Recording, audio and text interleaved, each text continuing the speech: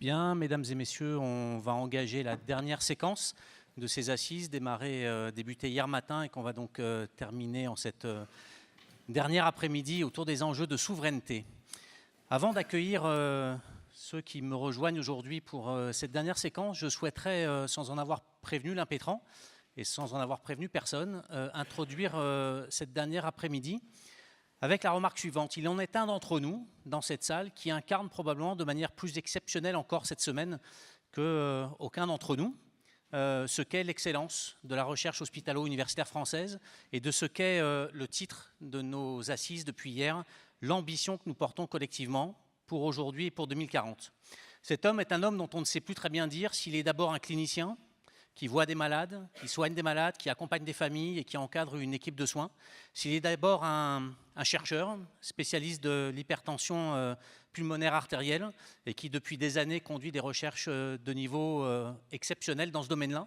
S'il est d'abord un enseignant, aujourd'hui doyen d'une des grandes facultés de médecine de l'une de nos plus grandes et plus prestigieuses universités, ou s'il est d'abord un chef d'équipe capable depuis des années d'accompagner comme manager, comme chef d'équipe, des équipes de soins, des équipes de recherche, des équipes d'enseignants et d'avoir réussi à mener cette carrière-là de front. Cet homme-là a reçu hier, vous le savez, des mains du président directeur général de l'INSERM, l'un des prix les plus prestigieux de la recherche française. Et donc, probablement mérite-t-il cette semaine une deuxième salve d'acclamation. Je veux parler du professeur Marc Imbert pour le Grand Prix INSERM qu'il a reçu hier. D'immenses félicitations à lui, en notre nom à tous.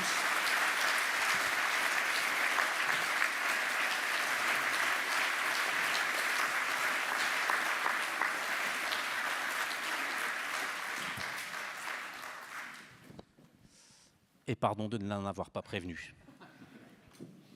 Dernière séquence donc consacrée aux enjeux de souveraineté avec le général Margerie, directeur du service de santé aux armées. Je pense qu'au-delà de l'uniforme qu'il porte, on entendra dans son discours le lien évident entre les enjeux de souveraineté portés par le monde militaire et les enjeux de souveraineté tels qu'ils vont se décliner, tels qu'ils se déclinent aujourd'hui, tels qu'on l'a vu ce matin autour de l'intelligence artificielle et tels qu'ils risquent de se décliner de manière particulièrement forte dans les années qui viennent à l'échelle du monde, à l'échelle du continent et à l'échelle de notre pays. Avec Patrick Cossette, qui est doyen de la faculté de médecine de Montréal et que l'on a sollicité aujourd'hui pour nous parler des enjeux de souveraineté, vus d'ailleurs que vus d'ici, et probablement essentiel pour bien les comprendre. Et je laisse à Marc Imbert le soin de présenter notre premier invité en la personne du directeur général de l'INSERM. À toi, Marc. Merci beaucoup et merci pour la bonne surprise. Il faut maintenant continuer et, comme je disais hier, ne pas arrêter de travailler et de trouver de nouvelles frontières. Donc je suis très heureux d'être ici avec déjà cette assemblée parce qu'on partage beaucoup ensemble. On est tous d'un environnement qui nous a réunis il y a plusieurs années quand on était encore émergent et quand on avait vraiment une idée très forte de notre rôle dans la société, non seulement là où nous intervenons, mais aussi plus globalement à l'échelle régionale, nationale, internationale. Donc une des personnes qui représente le plus cette ambition, c'est bien sûr le PDG de l'INSERM, Didier Samuel. Alors en un mot, Didier, déjà, c'est un grand ami.